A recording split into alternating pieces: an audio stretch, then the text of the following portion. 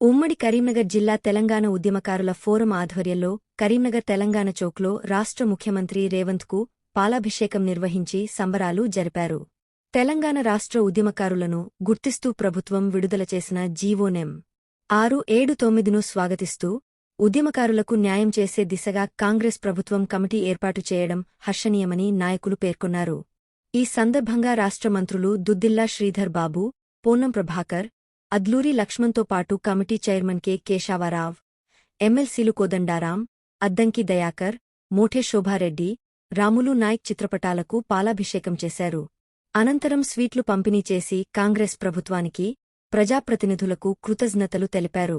కార్యక్రమంలో తెలంగాణ ఉద్యమకారుల ఫోరం నాయకులు, మహిళా ప్రతినిధులు, కార్యకర్తలు, ఉద్యమకారులు పెద్ద సంఖ్యలో పాల్గొన్నారు.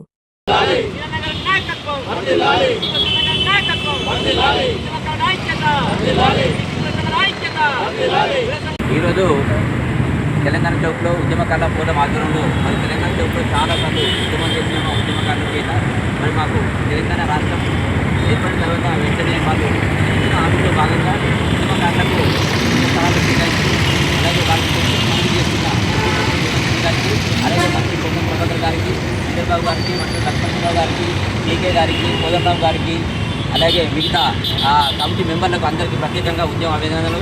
ఎందుకంటే ఉద్యమకారుల హామీలకు జీవో ఇచ్చినందుకు ప్రత్యేకంగా మేము అందరం వారికి కృతజ్ఞతలు తెలుపుతున్నాము.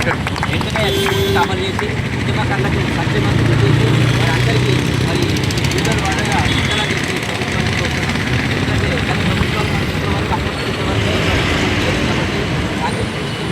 ఉద్యమకారులకు ఇస్తే ఉద్యమకారులు అందరూ ఈ వైపు చెప్పి ప్రత్యేకంగా ఉద్యమకారుల అందరి తరఫున ఈ తక్షణ మొత్తం ఉద్యమకారులు వివిధ హోదాలో కలిగిన వ్యక్తులు కాబట్టి వాళ్ళందరి సమక్షంలో ఈరోజు మరి పొన్నం ప్రభాకర్ గారికి, ముఖ్యమంత్రి రేవంత్ రెడ్డి గారి వాళ్ళ చిత్రపటానికి ఈరోజు అందరి సమక్షంలో పాలాభిషేకం చేయడం జరిగింది.